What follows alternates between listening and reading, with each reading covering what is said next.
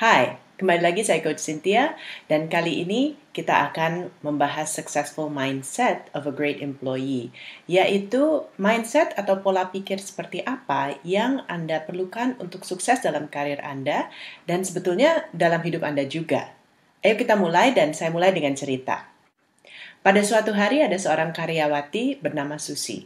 Susi pekerja keras dan penuh ambisi. Dia punya standar yang tinggi untuk dirinya sendiri, yaitu perfeksionis. Dia sudah kuliah di universitas ternama dan merasa sangat pintar, bahkan melebihi orang lain. Karena sangat pintar, dia sering frustrasi dengan orang-orang yang kurang pintar, kurang on gitu loh. Mereka dalam pendapat dia hanya seperti gangguan. Maka dari itu, dia kurang begitu percaya untuk bekerja sama mereka. Makanya setiap hari dia kerja keras karena dia percaya dia harus melakukan banyak halnya sendiri. Karena kalau dibantu orang lain, pasti kacau. Sehari-hari dia juga merasa kesepian. Karena kalau makan siang, tidak ada orang yang mau makan sama dia. Jadi dia pikir, kenapa sih tidak ada orang yang mau makan sama saya? Mereka arogan amat sih. Seringkali Susi merasa di hidup dia banyak orang yang salah. Tapi untung dunia ini ada dia.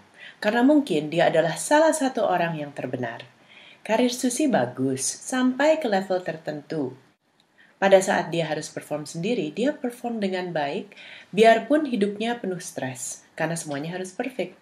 Tapi bila dia harus bekerja sama dengan orang lain, susah sekali untuk Susi. Akhirnya karirnya mentok, karena sifatnya tidak dinilai cocok untuk menjadi pemimpin atau menjadi team player.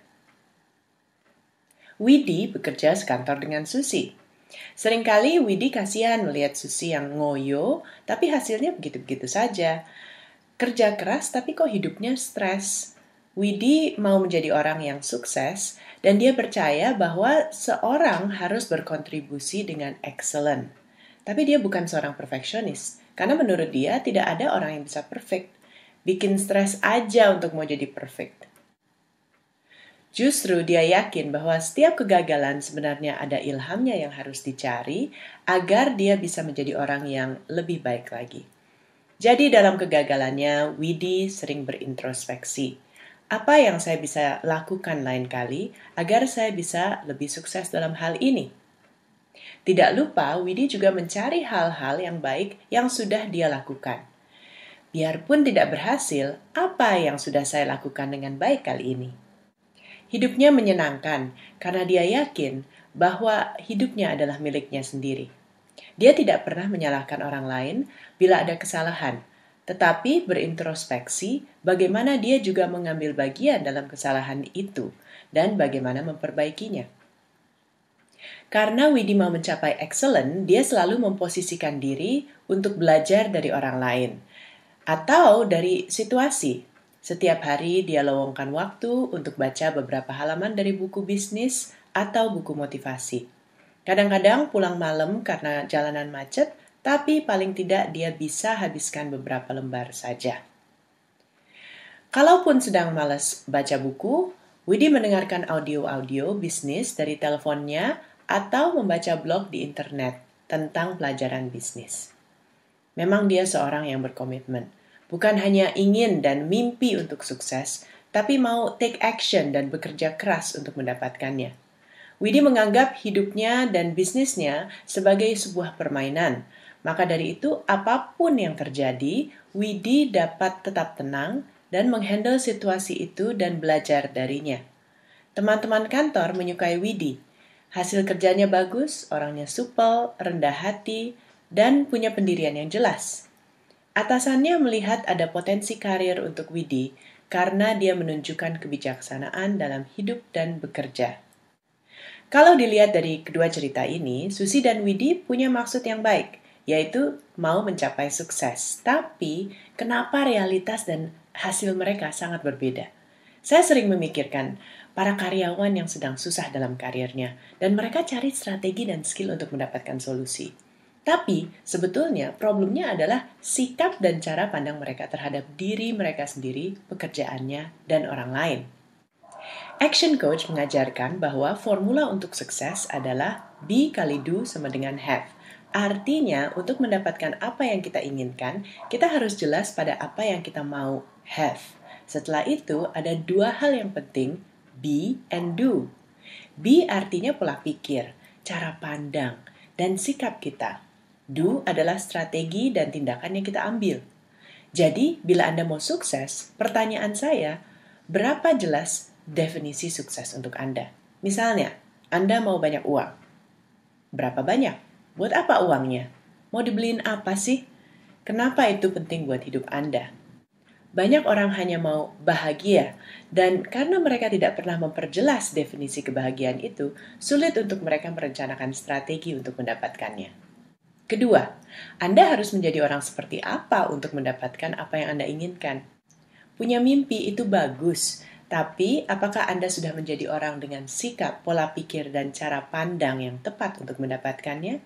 Contohnya, orang mau turun 5 kilo, tapi tidak mau diet, olahraga, tidak punya disiplin, dan punya keraguan besar bahwa dia bisa mencapainya. Apakah dia akan cepat sukses turun 5 kilo? Saya kira tidak. Ketiga, apakah Anda telah melakukan tindakan yang benar? Untuk turun 5 kilo, harus olahraga, mengurangi gula, mengurangi nasi contohnya. Apakah Anda sudah tahu apa yang Anda harus lakukan? Apakah Anda bersedia mengorbankan hal yang lain untuk melakukannya? Bila Anda hanya melakukan tindakan tapi tidak memperbaiki sikap, hasil dari pekerjaan Anda kurang optimal. Selain itu, Anda akan merasa stres mengerjakannya. Contohnya orang yang mau turun 5 kilo bisa memandang olahraga sebagai fun atau beban. Bila beban, kira-kira gimana perasaan dia setiap kali dia harus olahraga? Tambah senang atau tambah stres? Biarpun dia akhirnya turun 5 kilo, apakah dia akan menikmati prosesnya? Maka itulah pentingnya mindset dalam bekerja juga. Kita kembali lagi ke Susi dan Widi. Keduanya mau sukses. Susi punya mindset, saya tahu semuanya, dan meremehkan orang lain. Dia sering menyalahkan orang walaupun dia merasa kesepian karena tidak ada teman. Tapi semuanya salah orang lain, tidak pernah salah dia sendiri. Susi seorang perfeksionis. Oleh karena itu, kesalahan sangat membebani dia sampai dia stres. Jadi biarpun dia punya niat yang baik, cara dia menjalankannya sangat stres dan menjauhi orang lain. Widi orangnya rendah hati dan mengintrospeksi diri. Artinya dia tahu bahwa perubahan harus datang dari dia dulu sebelum terlihat di lingkungannya. Widi suka belajar dan pasti menemukan lebih banyak ide dan solusi baru oleh karena itu dibanding Susi. Widi menyadari bahwa orang lain punya pandangan berbeda dan dia bisa bergaul dengan mereka. Dan dia menganggap bisnis dan hidup adalah permainan. Dia belajar dari kegagalannya dan terus memperbaiki dirinya untuk sukses ke depan. Bagaimana dengan Anda? Sikap dan pola pikir apa yang Anda akan gunakan untuk meraih sukses di sini? Ayo, saya perkenalkan beberapa mindset yang diajarkan Action Coach untuk membantu mempercepat kesuksesan Anda. Pertama, apakah Anda takut gagal? Pernahkah Anda kenal seorang sukses yang tidak pernah gagal? Saya perhatikan orang justru mencapai sukses yang langgeng setelah dia belajar banyak dari kegagalannya. Menurut kami, kegagalan satu-satunya adalah kegagalan untuk berpartisipasi, untuk mencoba. Anda tidak mungkin menang dalam sebuah permainan bila Anda takut main. Jadi, di dalam misi Anda di sini, ayo kita berpartisipasi sepenuhnya. Tubuh, pikiran, hati, semangat untuk mencapai hasil. Bila gagal, ya belajar dari situ dan mencoba lagi. Setuju? Kedua, apakah Anda di bawah atau di atas garis? Orang yang di bawah garis, saya panggil mereka korban hidup. Mereka merasa bahwa kebanyakan hal di hidup ini bukan dalam kendali mereka. Jadi, kalau ada masalah, selalu mencari kambing hitam atau alasan. Bahkan, seringkali menyangkal bahwa dia punya masalah. Akhirnya memang hidupnya penuh alasan, tapi kurang banyak hasil. Ada orang yang hidup di atas garis, ia mengambil tanggung jawab untuk hidup dan hasilnya sendiri. Daripada menyalahkan orang, dia cari cara untuk belajar agar hasil berikutnya lebih memuaskan. Saya panggil orang di atas garis itu adalah seorang pemenang. Jadi dalam misi Anda di sini, apakah Anda mau hidup di atas atau di bawah garis? Kira-kira yang mana yang akan membawa Anda kesuksesan dalam misi Anda? Ngomong-ngomong, kalau Anda masih melihat banyak masalah di sekitar Anda, itu artinya apa? Di hidup kita sering dikasih peringatan. Kalau bahasa action coach, taps. Seperti ada yang menyentuh bahu kita dan berkata, "Hei, hati-hati lo, perhatikan polamu." Tuh kan, masalahnya mirip sama yang dulu. Apa yang harus berubah dari dirimu? Ada cerita tentang seorang pria yang sudah cerai 2 kali. Dan sekarang mau yang ketiga kali. Dia ngobrol sama teman-temannya dan temannya nanya, "Kenapa sih kamu sampai cerai sama yang dulu?" Yang pertama, terlalu posesif katanya. Bentar-bentar telepon, ngecek di mana gue. Lagi ngapain, sama siapa. Wah, lengket deh. Yang kedua, terlalu cuek. Nggak pernah telepon, nggak pernah ngecek. Seolah-olah nggak peduli gue di mana, sama siapa, lagi ngapain. Yang ketiga, orangnya sih baik, cuman kayaknya nggak ada pendirian. Kadang-kadang ngecek, kadang-kadang enggak. Kadang-kadang nelpon, kadang-kadang enggak. Gue jadi bingung. Temannya tanya ke dia, "Jadi dalam ketiga pernikahan ini, apa sih faktor yang konsisten?" Dipikir-pikir lagi. Terus dia bilang, "Maksud lo ini salah gue?" Temennya jawab, "Ya nggak tahu. Tapi yang pasti di ketiga situasi ini, hanya kamu yang konsisten ada di situ. Jadi, apa yang kamu pelajari tentang dirimu dari pengalaman ini agar kamu bisa lebih baik lagi di pernikahan kamu sekarang?" Ini adalah tips. Dalam hidup kita diberikan tantangan dan problem. Untuk apa? Untuk memberikan kita tips bahwa, hey, ada sesuatu yang kamu belum bisa. Ada suatu sikap yang kamu belum punya. Kamu belum setangguh yang kamu pikir. Ayo berkembang lagi. Dengan memperhatikan tips di sekitar kita, Anda pun akan mendapat ilham untuk rencana perkembangan Anda di hidup ini. Ketiga, bagaimana kalau kita setuju untuk mencoret 3 kata ini dari pikiran dan pembicaraan kita? Saya sudah tahu. Apakah Anda merasa Anda sudah tahu semuanya tentang bisnis dan cara mengerjakan tugas Anda? Atau Anda orang yang terbuka untuk belajar? Bukan hanya dari orang lain, tapi dari buku-buku, audio, dan video yang tersedia online dan di perpustakaan kita. Apa yang akan terjadi bila Anda lebih rajin belajar dari sekarang? Bagaimana kualitas pengetahuan dan pekerjaan Anda dalam 1 tahun lagi? Jadi daripada kita menggunakan "saya sudah tahu", bagaimana kalau kita gunakan menarik juga ya. Artinya, kita selalu mencari ilham baru dari situasi dan orang yang kita temui. Ilham baru di Action Coach dinamakan BFO, Blinding Flashes of the Obvious. Jadi kadang-kadang hal yang se-obvious mungkin. Kayaknya, wah iya ya, kok segampang itu? Kok kayak sudah ada di depan mata tapi saya nggak melihat. Ya, makanya kalau nanti coach atau rekan-rekan Anda tanya, apa BFO Anda dari ini, Anda udah tahu maksudnya adalah ilham apa yang Anda dapatkan dari ini. Keempat, bagaimana kita melihat misi kita untuk membantu pengusaha? Apakah ini adalah misi yang fun untuk Anda? Ahli psikologi telah membuktikan bahwa bila kita bersikap fun, kita akan menjadi lebih kreatif biarpun kita menghadapi tantangan. Bila Anda memandang misi ini dengan stres, wah, siap-siap rambut lebih tipis, lebih putih, dan kulit lebih keriput. Jadi bagaimana kalau kita having fun sambil mencapai misi kita? Setuju? Dalam menjalankan misi kita, tentunya pasti ada tantangan. Bagaimana kita melihat tantangan untuk hidup kita? Saya kasih perumpamaan. Saya orangnya nggak bisa masak, tapi saya bisa masak air. Nah, kalau kita masak air di panci, apa yang terjadi dengan airnya saat kita nyalakan api di bawahnya? Semakin panas, airnya pertama-tama kelihatan ada bubble-bubble kecil. Betul? Semakin panas, bubble-bubblenya makin banyak dan makin besar. Akhirnya, airnya mulai mendidih dan bubble-nya naik ke permukaan. Dan kalau kita biarkan, airnya lama-lama transformasi menjadi uap.